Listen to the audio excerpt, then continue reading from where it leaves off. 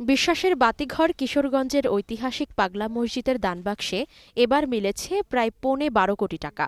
ছিল মানুষের আবেগের কথা লেখা চিরকুটও, যেমনটি প্রতিবারই থাকে। ওই চিরকুটের মধ্যে এবার ছিল ওসমান হাদী হত্যার প্রকাশ্যে বিচারের দাবিও।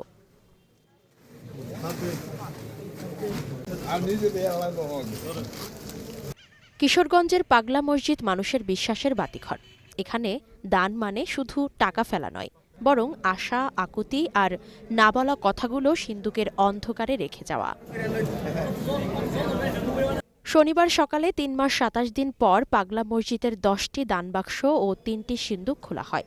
৩৫ বস্তা টাকা গণনার পর মিলেছে ১১,৭৮,৪৮,৫৩৮ টাকা।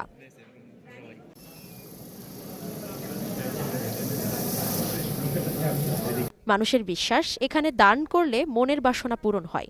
সেই বিশ্বাস থেকেই ধর্ম বর্ণ নির্বিশেষে দেশের বিভিন্ন প্রান্ত থেকে ছুটে আসে মানুষজন।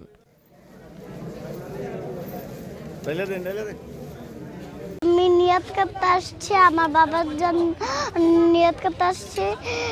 আমি মিশন প্রাইমারি স্কুলে পড়ি। আমি ব্রাহ্মণবাড়িয়া থেকে আসছি পাগলা মসজিদে। মানে আমার নামে মান্যত ছিল, তার জন্য আমি আমার পুরো সম্পূর্ণ ফ্যামিলি মেম্বারদের নিয়ে আসছি। আমার নানু, খালামণি, ভাই বোন, মামানি, আমরা সবাই এখানে আসছি। আর আমরা আশা করি আমার মান্যত পূরণ হবে। কিশোরগঞ্জ এই যে ঐতিহাসিক পাগলা মসজিদ, এই মসজিদের আসলে মানুষের যে মানে এটা মূলত হচ্ছে একটা আধ্যাত্মিক হয়তো কোনো লোকের মাধ্যমে এই মসজিদটা প্রতিষ্ঠিত হয়েছে। তো বিষয়টা হচ্ছে যে এখানে শেরপুরের অনেক লোকই এখানে প্রায় শুক্রবারে এখানে আসা যাওয়া করে আসে মসজিদে নামাজ পড়ার জন্য, বা তাদের কোনো মনে যদি কোনো বাসনা থাকে সেগুলোও পূরণের লক্ষ্যে সেখানে দান করে থাকেন।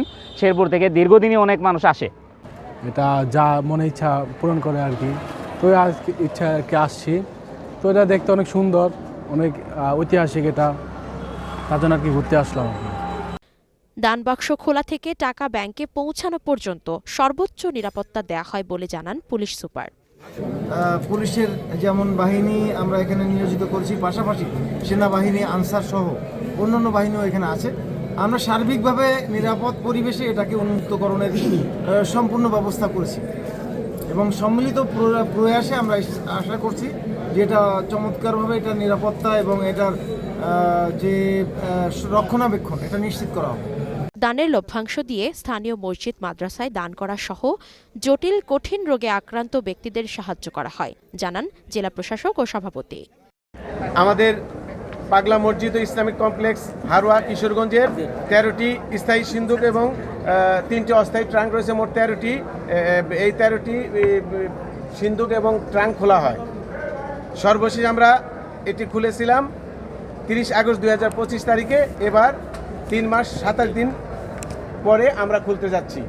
আপনারা জানেন এই খোলাটা নির্ভর করে সিন্দুকগুলো আসলে কী পরিমাণ টাকা সঞ্চয় হয়েছে সিন্দুক ভরার উপরে।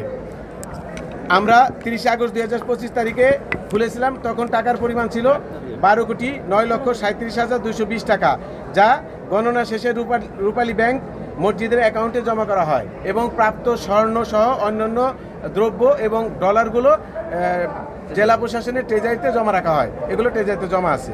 এখন 104 কোটি টাকা রয়েছে বর্তমান তহবিলে আমাদের। অনলাইনে কত আসছে? অনলাইনে আসছে 12,79,943 টাকা। আপনারা দেখলেন একদম আপনাদের সম্মুখেই খোলা হলো এবং আমাদের সকল সদস্যবৃন্দ উপস্থিত ছিলেন। যে কমিটি যারা আছেন, এই একটা কমিটি আছে আপনারা জানেন, সিন্ধু খোলা এবং টাকা গণনা কমিটি। এই কমিটির সকল সদস্য উপস্থিত ছিলেন, সম্মানিত সদস্যবৃন্দ উপস্থিত ছিলেন। 35 বস্তা টাকা পাওয়া গিয়েছে। টাকা গণনার পর আসলে এমনটা জানা যাবে, এখন আসলে এমন বলা যাচ্ছে না। পাগলা মসজিদে দানের অর্থ দিয়ে একটি দৃষ্টিনন্দন মসজিদ কমপ্লেক্স করা হবে, যেখানে 35,000 থেকে 50,000 মুসল্লি একসঙ্গে নামাজ আদায় করতে পারবেন।